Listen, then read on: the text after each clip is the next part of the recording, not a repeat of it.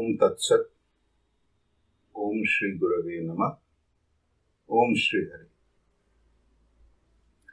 यथारीति मैं सबसे पहले अपने गुरुजी महाराज काठिया बाबा श्री 108 स्वामी कृष्णदास जी महाराज के श्री चरणों में साष्टांग दंडवत प्रणाम करके उसके बाद ये पाठ शुरू करूंगा। अखंड मंडलाकारं व्याप्तं येन चराचरं तत्पदं दर्शितं येन तस्मै श्री गुरवे नमः। अज्ञानतिमिरान्धस्य ज्ञानाञ्जनशलाकया चक्षुरुन्मीलितं येन तस्मै श्री गुरवे नमः। गुरुर्ब्रह्मा गुरुर्विष्णु गुरुर्देवो महेश्वरः गुरुरेव परब्रह्म तस्मै श्री गुरवे नमः। आप लोग भी अपने अपने गुरु जी के चरणों में साष्टांग प्रणाम करके मन ही मन उन्हें श्रद्धा जनाइए और उनसे कृपा प्रार्थना कीजिए। अब हम भगवान के विषय पर ही थोड़ा सा और विचार करते हैं। देखो, अब तक जो हमने बात की है भगवान के बारे में, जिस प्रकार का विचार किया है, उसमें वेदांत और उपनिषद के मतानुसार जिस प्रकार भगवान को समझाया गया है, वहां पे उन्हें परब्रह्म कहा जाता है।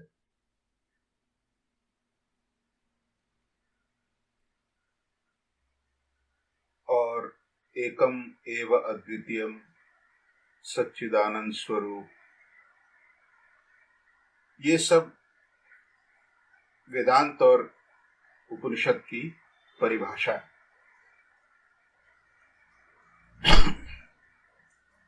उसके बाद हमने उन्हें सर्वशक्तिमान, सर्वज्ञ, सर्वव्यापी इस तरीके से भी समझा। ये व्याख्या अधिकतर पुराणों में मिलती है।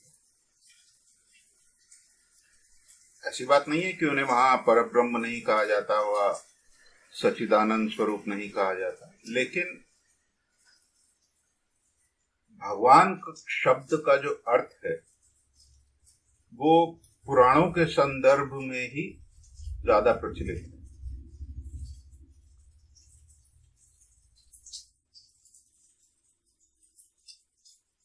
अब हम एक भिन्न तरीके से भगवान को समझने की कोशिश करते हैं। हमारे दर्शन शास्त्रों में सांख्य दर्शन और पातंजल दर्शन विशेष रूप से जन समाज में प्रचलित है। पूर्व मीमांसा दर्शन, न्याय दर्शन और वैशेषिक दर्शन यूनिवर्सिटी के, विश्वविद्यालयों के सिलेबस में पढ़ाए जाते हैं। वहां पे इन सब दर्शनों पर रिसर्च पेपर लिखे जाते हैं, थीसिस लिखी जाती है। लेकिन भगवान को जानने और समझने के लिए इन 6 दर्शन शास्त्रों में जो 3 प्रधान शास्त्र हैं वो हैं सांख्य दर्शन, पातंजल दर्शन और वेदांत दर्शन, जिसको उत्तर मीमांसा भी कहा जाता है, जिसको ब्रह्म सूत्र भी कहा जाता है। तो ब्रह्म सूत्र के अनुसार जिस प्रकार महामुनि वेदव्यास ने भगवान की व्याख्या की है, उसका कुछ कुछ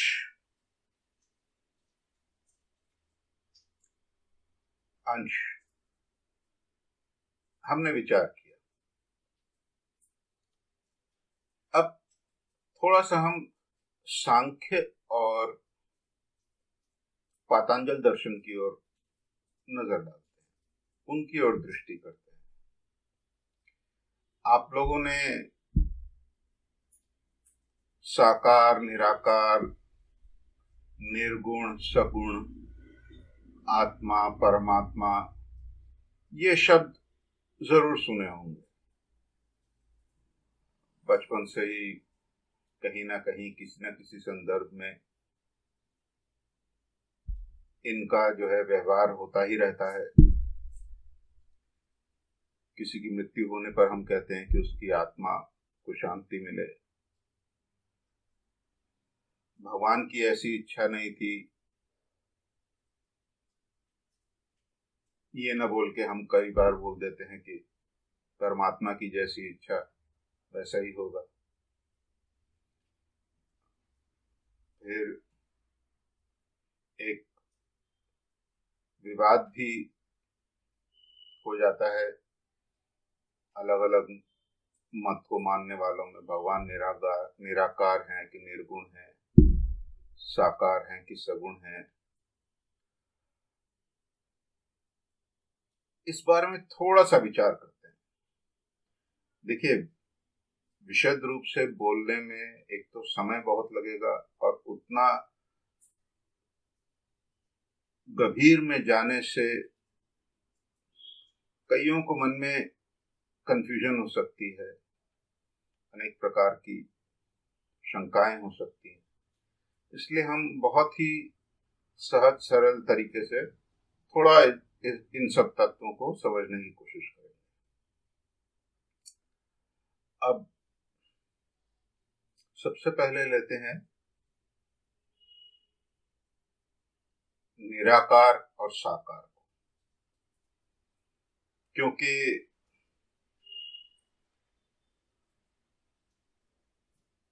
हमारे शास्त्रों के अनुसार जिस प्रकार भगवान का वर्णन है, वो चाहे फिर पुराण हो, वेद हो, वेदांत हो, उपनिषद हो, उसमें इसमें कोई अंतर नहीं पड़ता।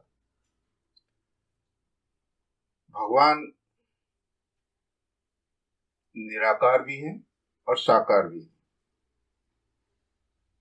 अब इसको कैसे समझा जाए? देखिए, जो ईसाई धर्म को मानने वाले हैं, इस्लाम को मानने वाले हैं, यहूदी धर्म को मानने वाले हैं, उनके लिए भगवान इंद्रियातीत है, निराकार है, निर्गुण है। वो साकार सगुण नहीं है।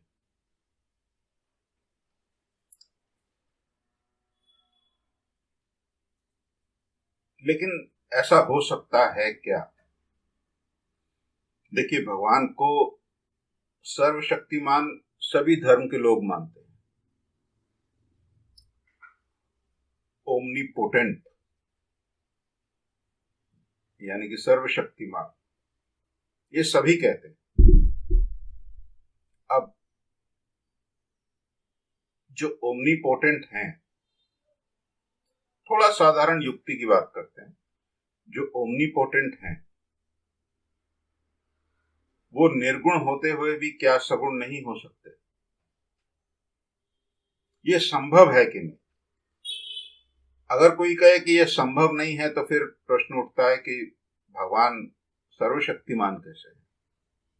अगर वो निर्गुण निराकार से सगुण साकार नहीं हो सकते तो फिर वो सर्वशक्तिमान कैसे कहे जा सकते हैं? ये प्रश्न तो उठता है। जब भी हम कहते हैं कि भाई भगवान सर्वशक्तिमान है, तो फिर साथ साथ हमें ये भी मान लेना पड़ेगा कि भगवान सब कुछ कर सकते हैं। जब सब कुछ कर सकते हैं तो निराकार से साकार होने में क्या आपत्ति रह जाती है? ये आप विचार करके देखिए। देखिए, कौन ठीक है कौन गलत है, मैं इसकी बात नहीं कर रहा। ये सुनकर या ये देखकर किसी के मन में ये विचार ना आए कि भाई हम तो ठीक हैं बाकी सब गलत हैं, ऐसी बात नहीं। भगवान कहते हैं गीता में, ये यथा माम प्रपद्यन्ते तांस तथैव भजामि। जो मुझे जिस प्रकार भजता है मेरी उपासना आराधना करता है, मैं उसे उस पर उसी प्रकार से कृपा करता हूँ, उसी प्रकार अनुग्रह करता हूँ। तो अगर कोई भगवान को सिर्फ निराकार निर्गुण मानता है तो इसमें दोष कुछ नहीं। सवाल तब उठता है जब वो लोग कहते हैं कि भगवान सगुण साकार नहीं हो सकते। अगर वो सगुण साकार नहीं हो सकते तो वो सर्वशक्तिमान नहीं हो सकते। ये एक बहुत ही सहज सरल लॉजिक की बात है।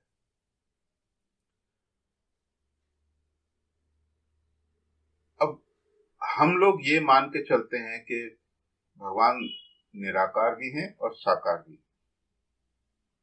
निराकार और साकार का वास्तविक अर्थ क्या है? निराकार मतलब जिसका कोई आकार नहीं। जिसका आकार नहीं है उसको आप इंद्रियों से ग्रहण नहीं कर सकते। शब्द का कोई आकार नहीं होता, लेकिन शब्द कर्णेंद्रिय के द्वारा ग्रहण किया जा सकता है। स्पर्श का कोई आकार नहीं होता, लेकिन स्पर्श को भी त्वचा के द्वारा, स्किन के द्वारा अनुभव किया जा सकता है। हमारी किसी भी अनुभूति का कोई आकार नहीं है। फिजिकल फॉर्म जिसको हम कहते हैं, यहां आकार का अर्थ वहीं तक सीमित नहीं है। यहां आकार का अर्थ है कि वो इंद्रिय ग्राह्य है कि नहीं, इंद्रियों के द्वारा ग्रहण करने योग्य है कि नहीं, या हो सकते हैं कि नहीं। तो यहां सबसे पहले ये जानना जरूरी है कि भगवान अपने निर्गुण निराकार स्वरूप में इंद्रियातीत हैं, जगदातीत हैं, सर्वातीत हैं।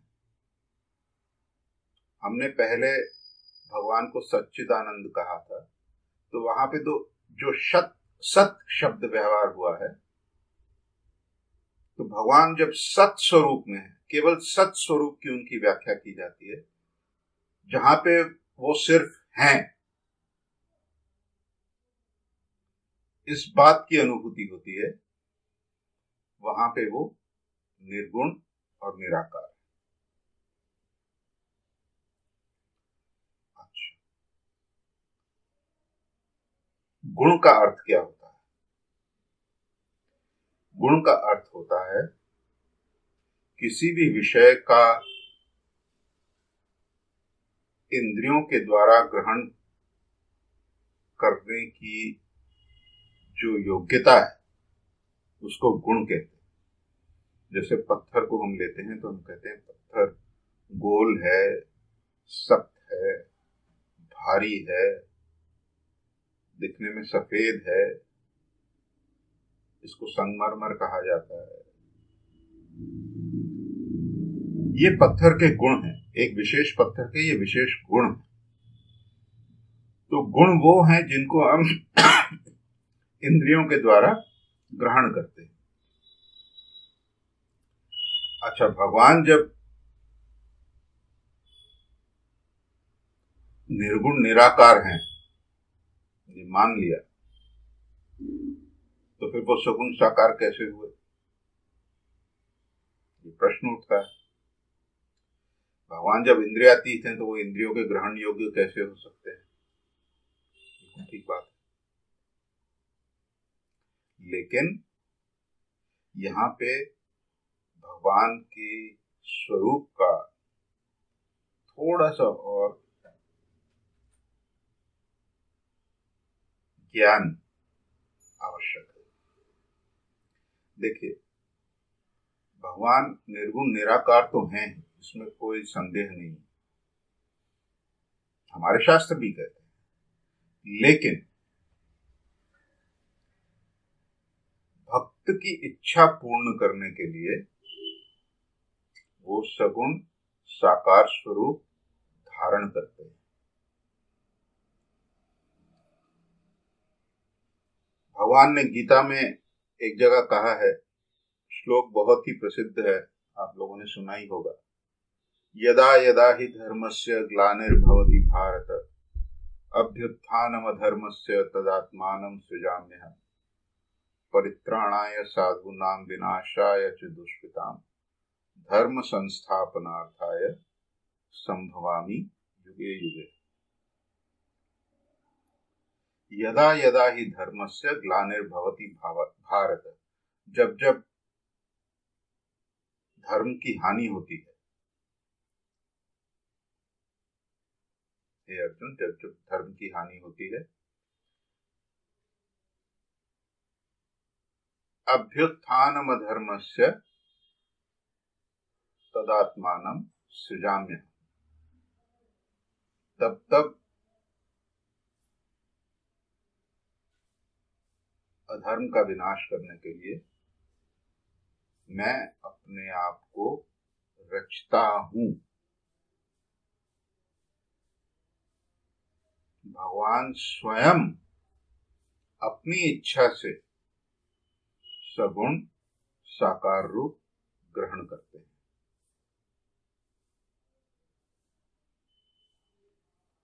अगले श्लोक में वो कहते हैं संभवामि युगे युगे, अर्थात एक ही युग में नहीं आते, प्रत्येक युग में आते हैं, युगे युगे। तो एक रूप ग्रहण करते हैं ऐसी बात नहीं। जब जिस प्रकार की परिस्थिति होती है, जब जिस प्रकार का प्रयोजन पड़ता है, भगवान उसी प्रकार का रूप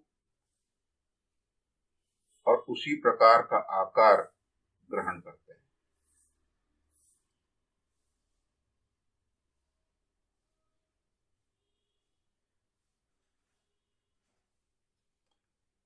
अब भगवान जब रूप ग्रहण करते हैं तो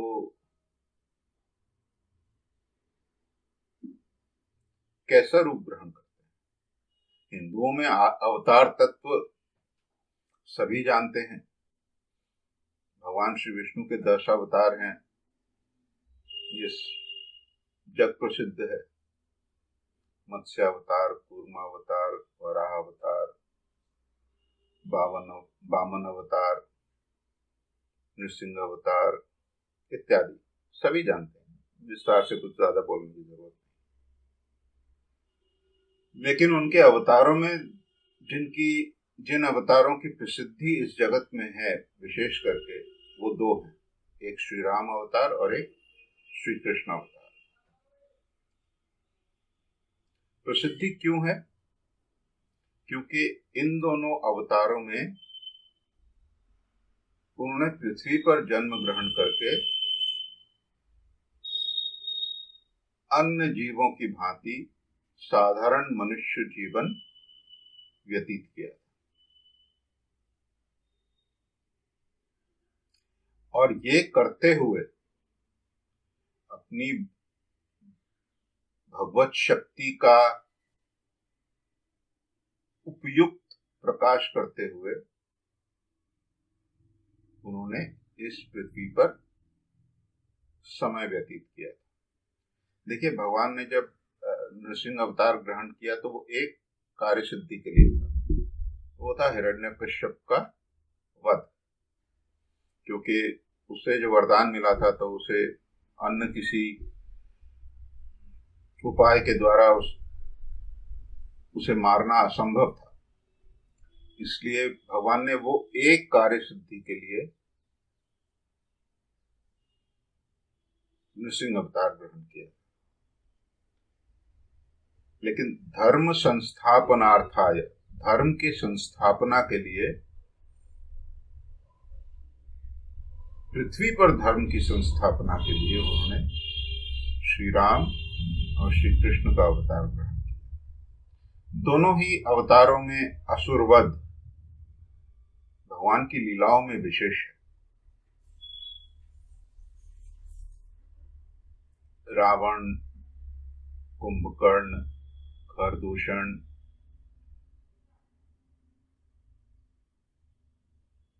तारका और भी बहुत सारे, लवणासुर और भी बहुत सारे असुरों का वध भगवान ने श्री राम अवतार में किया था। श्री कृष्ण अवतार में बकासुर, पूतना, अघासुर, जरासंध, इन सब का और भी कई असुरों का वध उन्होंने किया था।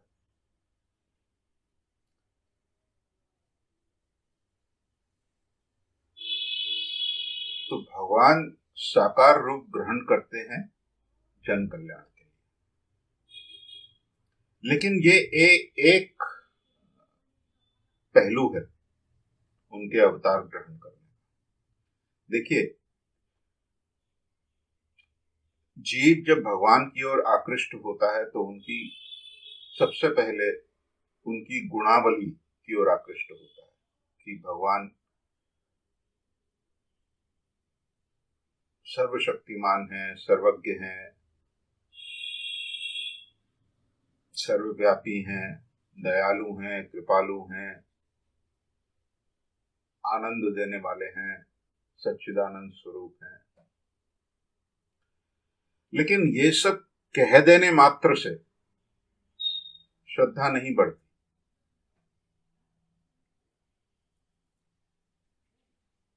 ठीक है, अगर आपको देखिए, हम लोग आजकल जिस युग में रह रहे हैं,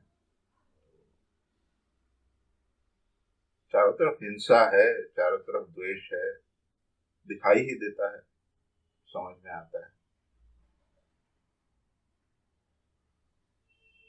इस हिंसा और द्वेष के समय में भी अगर हमें कोई ऐसा सत व्यक्ति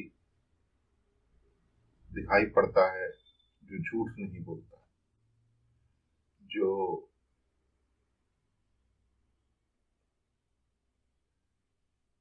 किसी से द्वेष नहीं करता, जो सत्य है,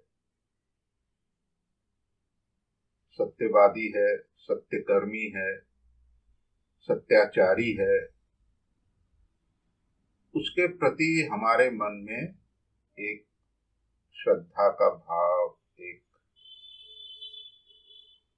भक्ति तो नहीं कहूंगा लेकिन एक सम्मान का भाव उसके लिए मन में आता है कि हाँ,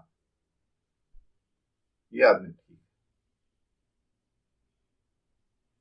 अब इन सब गुणावली के साथ मान लीजिए उसके पास क्षमता आ जाए, शक्ति आ जाए, बहुत कुछ करने का सामर्थ्य हो जाए, तो आप उसके सामने झुक जाएंगे। अब अपना मस्तक उसके सामने आप झुका लें। क्यों? अब सम्मान के साथ साथ आपके मन में उसके प्रति श्रद्धा उत्पन्न हो गई। क्यों? उसकी शक्ति के ऐश्वर्य को देखते हैं कि वो इतना शक्तिशाली है।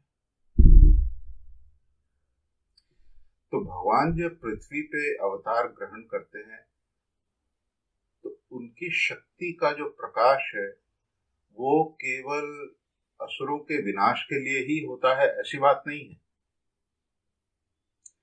उस शक्ति के प्रकाश से उनकी ओर आकृष्ट होने वाले जो जीव हैं वो उनके प्रति श्रद्धान्वित होते हैं। देखिए, गोपियों का जो प्रेम था भगवान श्री कृष्ण के प्रति, उसमें मधुर रस प्रधान था, लेकिन भगवान का ऐश्वर्य ही, शक्ति का ऐश्वर्य ही भगवान की सब लीलाओं में निहित रहता है। रासलीला के समय में भी जब उन्होंने सब गोपियों के साथ पृथक पृथक रासलीला करी, पृथक पृथक देह धारण करके, वो शक्ति का ही प्रकाश था। लीला माधुरी हो सकती है लेकिन उसके आधार पर उसमें जो उसका जो बेस था वो शक्ति का प्रकाश ही था। मनुष्य का स्वभाव है, जीव का स्वभाव है कि वो शक्ति की ओर आकृष्ट होता है।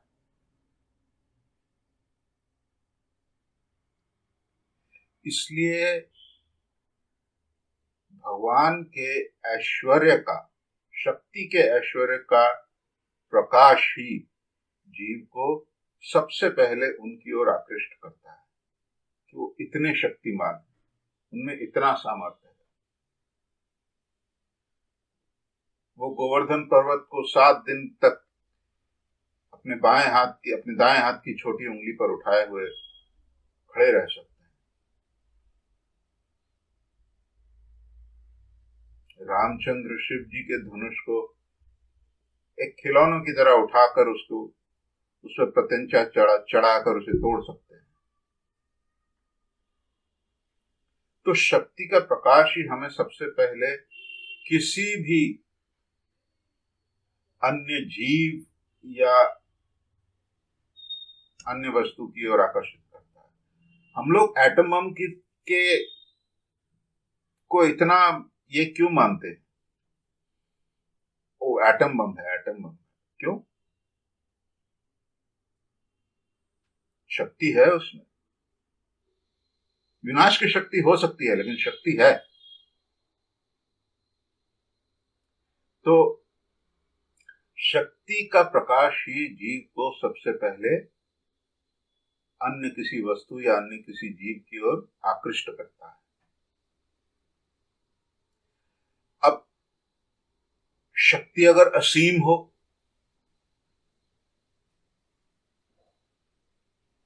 तो हमारी श्रद्धा बढ़ जाती है। यहां तक तो ठीक, लेकिन इस शक्ति के साथ साथ उनमें अगर दया, क्षमा, कृपा ये गुणावली भी हो, तब क्या ऐसे शक्ति के आधार के प्रति हमारा भक्ति का भाव नहीं होगा? ठीक यही बात। पहली बात, भगवान अपनी इच्छा से निराकार निर्गुण स्वरूप होते हुए भी साकार सगुण स्वरूप को स्वीकार करते हैं। और देखिए, भगवान केवल निराकार और निर्गुण कभी हो ही नहीं सकते, क्योंकि गुण जो हैं वो उनमें निहित रहते हैं भगवान के अंदर, पर ब्रह्म के अंदर। कभी उनका प्रकाश होता है, कभी उनका प्रकाश नहीं होता है, लेकिन जब प्रकाश नहीं होता तब भी गुणों का विनाश नहीं होता। गुण अपने बीज स्वरूप में भगवान के साथ एकात्म रूप में स्थित रहते हैं। इसलिए भगवान केवल निर्गुण निराकार कभी नहीं हो सकते। और फिर इसमें एक और बात विचार करने वाली है। गॉड इज वन, ये सभी कहते हैं, सब धर्म कहते हैं,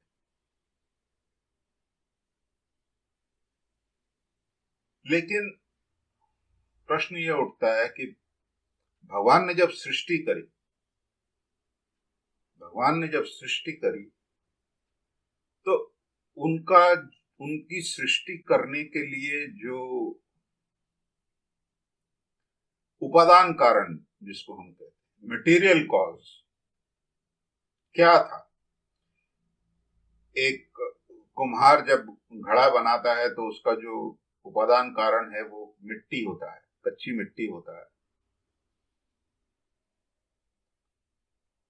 तो भगवान एक हैं, ये तो समझ में आता है, लेकिन उन्होंने जब सृष्टि करी तो उसका उपादान कारण वो स्वयं थे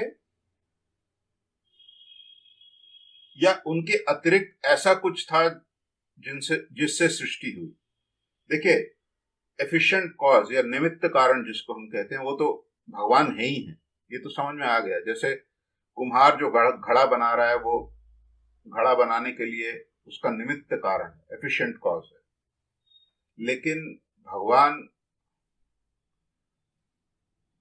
अगर एक है तो सृष्टि के लिए उनको क्या चाहिए? किसी दूसरे की आवश्यकता पड़ेगी क्या उनको? क्योंकि वो जिस भी चीज से सृष्टि करे, जिस भी वस्तु से सृष्टि करे, वो उनसे अलग होनी चाहिए। तो इसका मतलब भगवान अकेले नहीं है, कुछ और भी है। लेकिन हम तो कहते हैं एकम एव अद्वितीयम, वो एक है, अखंड है।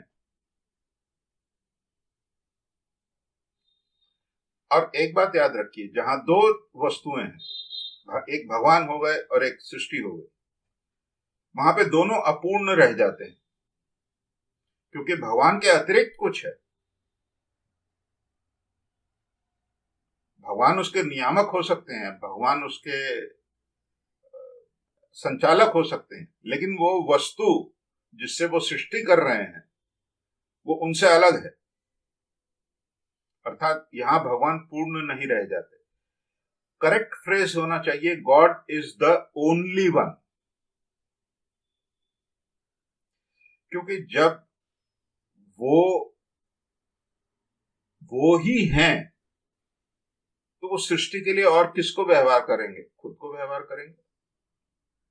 खुद को मतलब अपनी एक शक्ति को व्यवहार करेंगे। किस शक्ति को व्यवहार करेंगे? माया को व्यवहार करेंगे। तुम इस माया रूपी शक्ति का क्या काम है, बाद में इसमें विस्तार से बात करेंगे, लेकिन अभी फिलहाल समझने के लिए थोड़ा सा इसको समझ लेते हैं। तो ये माया त्रिगुणात्मिका है, अर्थात इसमें 3 गुण विराजमान है, ऐसा कहा जाता है, सत्वगुण, रजोगुण और तमोगुण। इन 3 गुणों के विमिश्रण से भगवान सृष्टि करते हैं।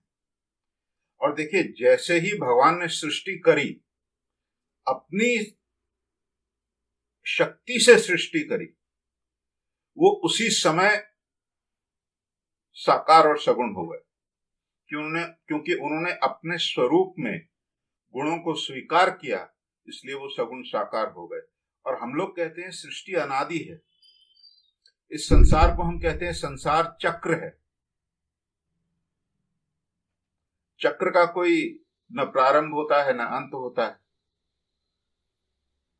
इसलिए भगवान जब से निराकार निर्गुण हैं, तब से वे साकार सगुण भी हैं। यही साधारण विचार से समझ में आता है।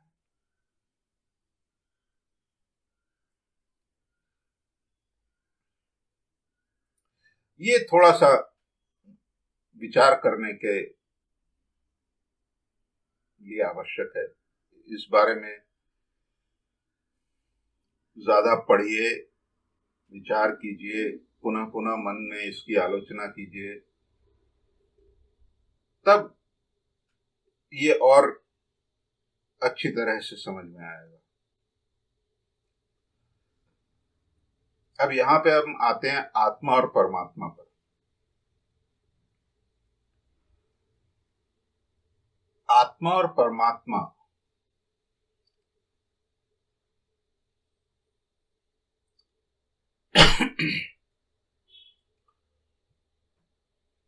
किस कंटेक्स्ट में, किस संदर्भ में व्यवहार किए जाते हैं? देखिए, वेदांत में जब परब्रह्म, मैं भगवान कहता हूं क्योंकि मेरे मुंह पे यही चढ़ा हुआ है और कोई बात नहीं। मैं भगवान कहूं तो आप परब्रह्म समझ लीजिएगा, मैं परब्रह्म कहूं तो आप भगवान समझ लीजिएगा, एक ही बात है, कोई अंतर नहीं।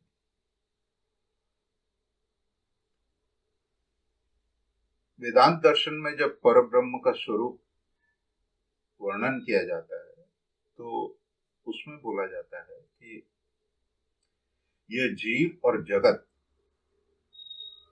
भगवान के अभिन्न अंश है। इसके बारे में विस्तार से बात करेंगे। अभी सिर्फ थोड़ा सा अंतर बताने के लिए मैं आपको वेदांत दर्शन और सांख्य और पतंजल दर्शन के बारे में बता रहा हूं। लेकिन सांख्य दर्शन कहता है कि ये जो जगत है, इसमें जितने जीव हैं, इसमें जो कुछ भी है जो त्रिगुणात्मक है। देखिए, वहां पहले हमने कहा था कि भगवान की माया शक्ति है और वो इस शक्ति को धारण करने वाले शक्तिमान है, और ये माया शक्ति त्रिगुणात्मक है। सांख्य दर्शन कहता है कि ये जो सृष्टि हुई है, ये प्रकृति से हुई है। प्रकृति क्या है? प्रकृति त्रिगुणात्मक है। कौन कौन से 3 गुण हैं? सत्वगुण, रजोगुण और तमोगुण। अर्थात माया और प्रकृति, इन दोनों को एक ही तरीके से 2 भिन्न शास्त्रों में व्याख्या की गई है, लेकिन एक अंतर है। वेदांत दर्शन में माया शक्ति है, शक्ति क्रियावान होती है। शक्ति में कर्म करने का सामर्थ्य होता है, इसलिए वहां पे शक्ति है। लेकिन सांख्य कहता है कि प्रकृति जड़ है। हम लोग देखते हैं जैसे पत्थर, मिट्टी या अन्य जितनी भी ये भौतिक धातुएं हैं, एलिमेंट्स हैं, ये जड़ है। इनमें अपनी कार्य क्षमता कुछ नहीं है। सांख्य कहता है कि ये प्रकृति जो है जड़ है, ये स्वयं से सृष्टि नहीं कर सकती। इसको सृष्टि करने के लिए एक अन्य एजेंट की जरूरत पड़ती है। उस एजेंट को उन्होंने नाम दिया पुरुष। इसलिए सांख्य दर्शन के अनुसार 2 विभाजन हो गए, एक प्रकृति और एक पुरुष। प्रकृति को तो हमने समझ लिया, प्रकृति जड़ है। तो पुरुष क्या है? तो पुरुष चेतन है, चेतना है। चेतना को कैसे समझा जाए? तो चेतना को इस प्रकार समझा जाए, सांख्य के मत अनुसार। ये याद रखिएगा, यहां पे कंफ्यूजन नहीं होना चाहिए। चेतन को कैसे समझा जाए? तो ये चेतन जो है, यह वह तत्व है इस शरीर के अंदर जिसके ना रहने पर यह शरीर मृत हो जाता है। हम लोग व्यवहार करते हैं ना, उसकी आत्मा चली गई भगवान के पास। अर्थात आत्मा के निकल जाने से, शरीर में से जब वो निकल जाती है, तब शरीर को हम कहते हैं ये तो मृत हो गया, ये मर गया। कल तक ये चलता फिरता कर्म करता हुआ जीव था, मनुष्य था। आज आत्मा छोड़कर चली गई तो ये मर गया। अब अगर इस शरीर को हम एक जगह रख देंगे तो ये कुछ दिन में, थोड़े ही समय में, कुछ दिन भी सड़ने लगेगा, गलने लगेगा, इसमें से दुर्गंध आने लगेगी और आप कहेंगे इसको हटाओ यहां से। जितना भी प्रिय व्यक्ति हो, आप नहीं रखोगे अपने सामने, अपने पास। इसलिए कहा जाता है कि जिसके न रहने पर ये शरीर क्रियाहीन, सामर्थ्यहीन और कीड़े मकोड़ों का खाद्य बन जाता है, वो आत्मा है। कुछ इस तरीके से समझें। आजकल सबके पास स्मार्टफोन है, अच्छे से अच्छा स्मार्टफोन है, साधारण सा भी स्मार्टफोन है।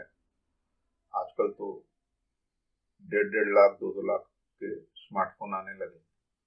लेकिन जितना भी अच्छा स्मार्टफोन हो, जितनी भी अच्छी कंपनी हो, आप उसमें से बैटरी निकाल लीजिए, उस फोन जो है उसका मूल्य 0 हो गया।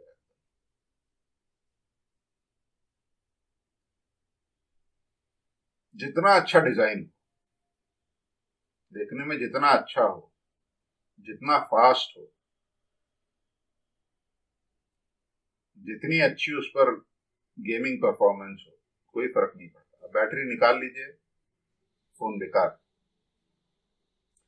तो आत्मा वो बैटरी है जिसके रहने पर हमारा शरीर काम करता है। जैसे फोन के अंदर बैटरी रहने पर ही फोन जो है काम करता है।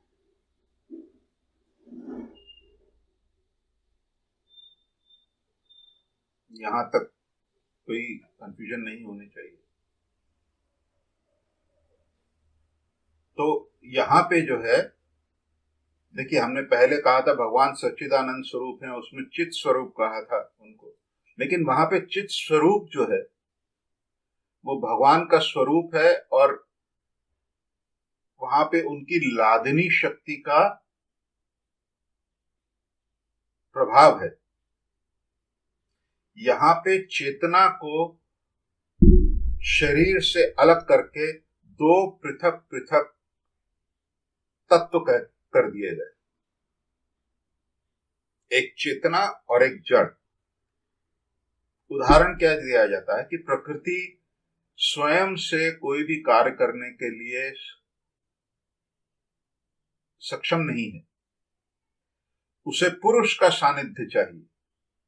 जिस प्रकार एक लोहे का टुकड़ा एक चुंबक के सानिध्य में उसके या उसके निकट आने पर स्वयं चुंबक हो जाता है, जब तक वो लोहे का टुकड़ा उस चुंबक के साथ है वो लोहे का टुकड़ा भी चुंबक की तरह ही व्यवहार करेगा।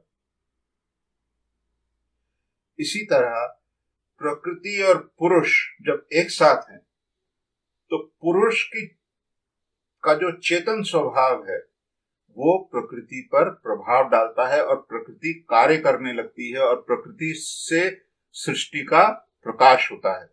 लेकिन जैसे ही ये पुरुष प्रकृति से अलग हो जाता है, प्रकृति जड़।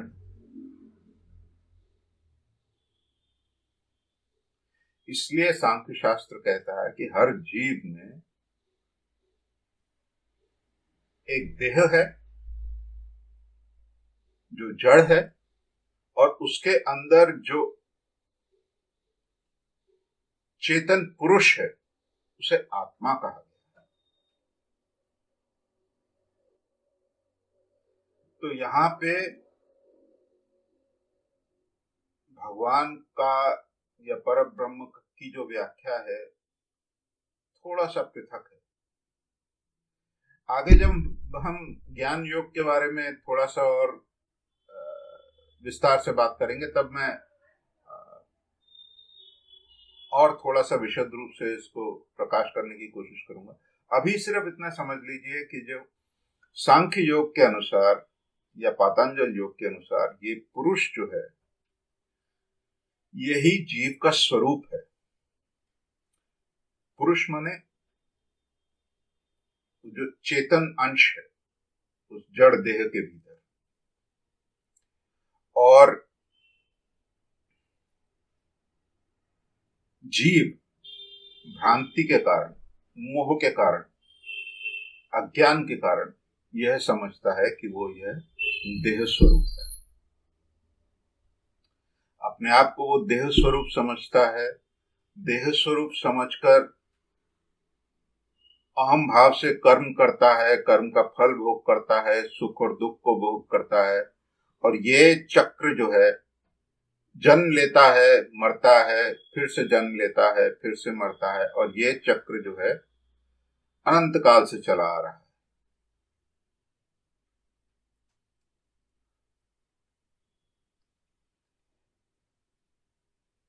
यहां सिर्फ आपको परमात्मा के बारे में, परमात्मा के बारे में कहा गया है कि वह पुरुष विशेष है।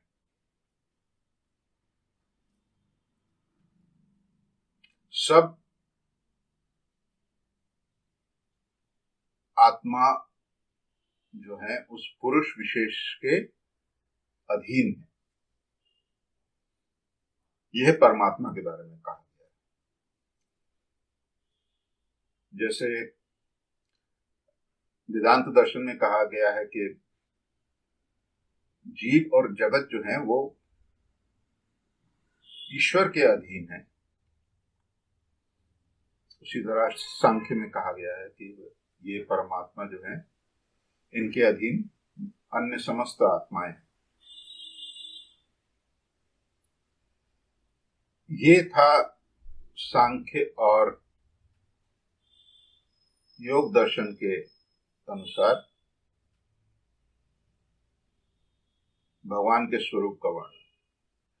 अब इनमें क्यों ऐसा है ये भेद क्यों है, ये हम बाद में एक अन्य विषय पर जब विचार करेंगे, जब ज्ञान योग भक्ति योग के बारे में विचार करेंगे, तब इस बात पे आप और विस्तार से बात करेंगे। अभी ये सिर्फ जान लीजिए, भगवान निराकार निर्गुण से सगुण साकार कैसे होते हैं। भगवान निर्गुण निराकार तो हैं ही, लेकिन ऐसा नहीं है कि वो सगुण साकार होते हैं, वो दोनों एक साथ ही हैं। जैसे एक सिक्के के हेड्स और टेल, एक चुंबक का नॉर्थ पोल और साउथ पोल रहेगा ही। अगर नॉर्थ पोल है तो साउथ पोल होगा ही, अगर एक सिक्के में हेड्स है तो टेल होगा ही। उसी तरह अगर भगवान एक ओर निर्गुण निराकार हैं तो दूसरी ओर वो सगुण साकार सर्वदा से हैं, लेकिन वो इंद्रिय ग्राह्य करने उपयुक्त रूप ग्रहण करते हैं। धर्म संस्थापनार्थाय युगे युगे परित्राणाय साधूनां विनाशाय च दुष्कृतां धर्म संस्थापनार्थाय संभवामि युगे युगे। स्वेच्छा से अपनी माया को अवलंबन करके वे तीन गुणों के अतीत होने पर भी तीन गुणों को स्वीकार करके पंच भौतिक देह धारण करते हैं लोक कल्याण के लिए। हमारे निम्बार्क संप्रदाय में भगवान निम्बार्क ने एक 10 श्लोकों का वेदांत दर्शन का सार लिखा है, जिसे 10 श्लोकी कहा जाता है। उस पे वो कहते हैं, भक्तेच्छयोपात्त सुचिंत्य विग्रह। भक्त की इच्छा पूर्ण करने के लिए वो ध्यान के उपयुक्त एक देह धारण करते हैं ताकि भक्त उनको ग्रहण कर सके। देखिए, निराकार निर्गुण का ध्यान करना प्राय असंभव ही है। शुरू में तो, साधना के शुरू में तो असंभव ही है। इसलिए हमें भगवान का चिंतन करने के लिए उनका कोई ऐसा आकार चाहिए जो हम किसी इंद्रिय के द्वारा ग्रहण कर सकें।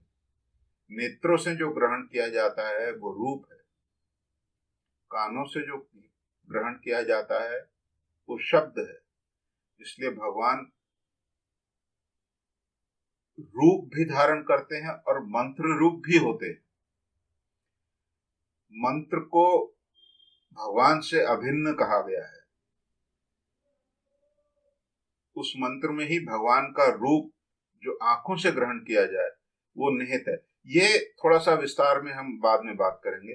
अभी सिर्फ इतना जान लीजिए कि भगवान निराकार निर्गुण होने के साथ साथ सर्वदा सगुण साकार हैं। अपनी इच्छा से